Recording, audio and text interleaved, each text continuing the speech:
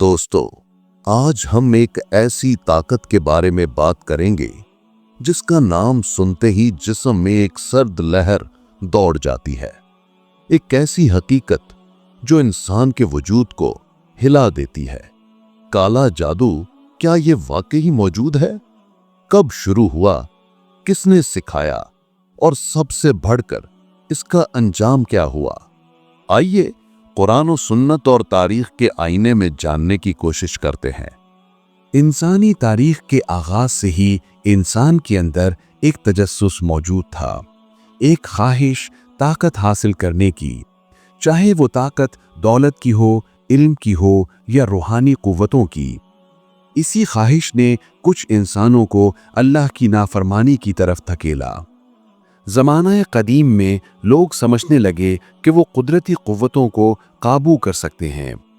بارش برسانا، کسی کو بیمار کرنا، کسی کو قابو میں لانا، یہ سب وہ عمل تھے جنہیں بعد میں جادو کہا گیا۔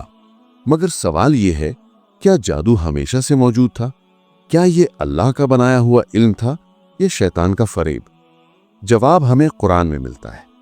اللہ تعالیٰ نے سورہ البقرہ آیت 102 میں فرمایا، وَاتَّبَعُوا مَا تَتْلُو الشَّيَاطِينُ عَلَىٰ مُلْكِ سُلَيْمَانَ وَمَا كَفَرَ سُلَيْمَانُ وَلَٰكِنَّ الشَّيَاطِينَ كَفَرُوا يُعَلِّمُونَ النَّاسَ السِّحْرَ۔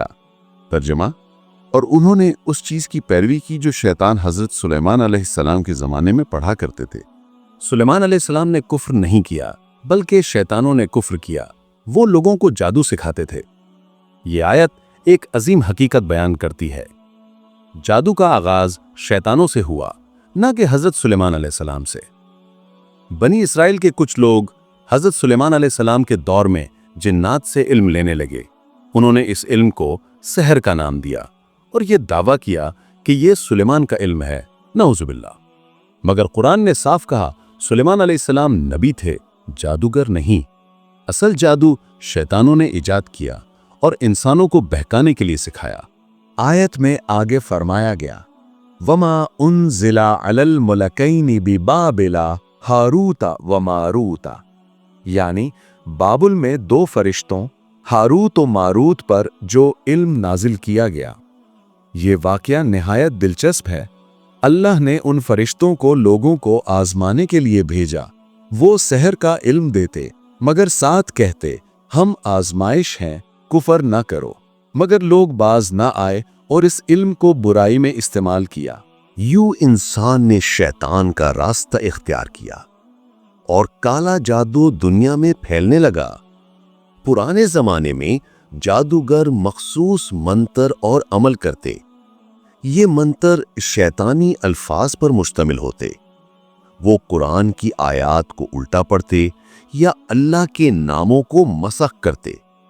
بعض اوقات وہ خون یا جانور قربان کرتے جنات کو راضی کرنے کے لیے۔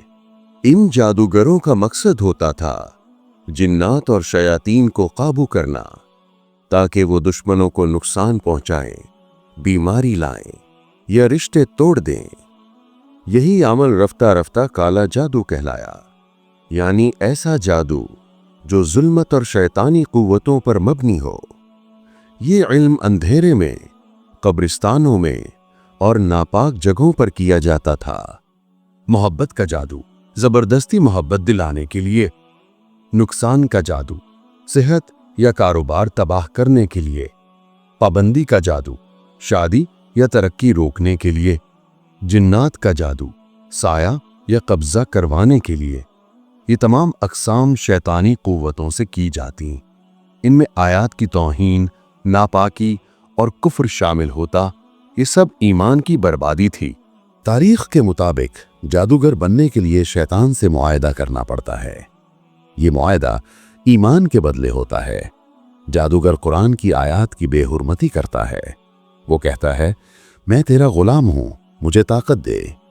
پھر شیطان اسے منتر اور عمل سکھاتا ہے۔ اکثر یہ اعمال قبرستانوں، چوراہوں پر کیے جاتے۔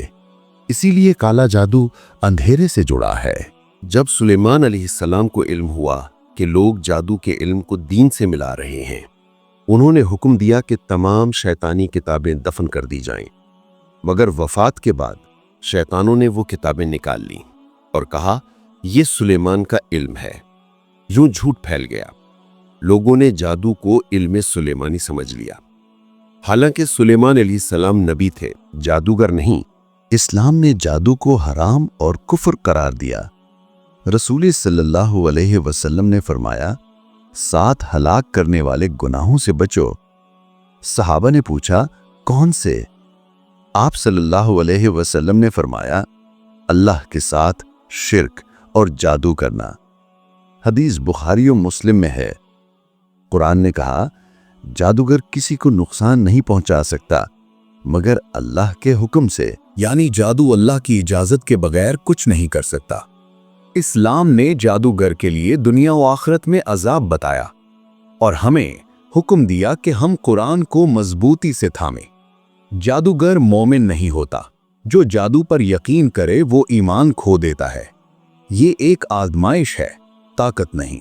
शैतान का धोखा है, ईमान का इम्तिहान। काला जादू इसलिए फैलता है क्योंकि लोग कमजोर ईमान रखते हैं। वो जल्दी फायदा चाहते हैं। हसद, बुग़्ज़ और नफरत उनके दिलों में होती है। वो अल्लाह की बजाय आमिलों पर भरोसा करते हैं। यही शैतान की जीत है। वो इंसान को धोखे से गुमराह करता है और उसे ईमान से महरूम कर देता है। इस्लाम ने नजात के रास्ते बताए।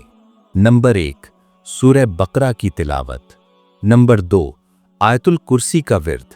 नंबर 3, माऊज़तैन यानी अल फलक और अन्नास। नंबर 4, नमाज पाबंदी से। नंबर 5, वुजू के साथ रहना। नंबर 6, हसद और नफरत से बचना। ये सब नौरानी हथियार हैं जो जादू को तोड़ देते हैं। दोस्तों, काला जादू आज भी मौजूद है, मगर इससे बड़ी ताकत अल्लाह का कलाम है। जादूगर काफिर होता है और यकीन करने वाला ईमान खो देता है। अगर आप किसी आजमाइश में हैं, आमिलों के पास न जाएं, अल्लाह के कलाम को मजबूती से थाम लें। रोशनी हमेशा अंधेरे को मिटा देती है। अगर वीडियो पसंद आई हो तो ज्यादा से ज्यादा लोगों तक पहुंचाएं ताकि सब जान सकें काला जादू कब और कैसे शुरू हुआ। ऐसी मजीद इस्लामी व रूहानी वीडियोस के लिए चैनल को सब्सक्राइब करें, लाइक और कमेंट करना ना भूलें। अल्लाह आपका हामी और नासिर हो।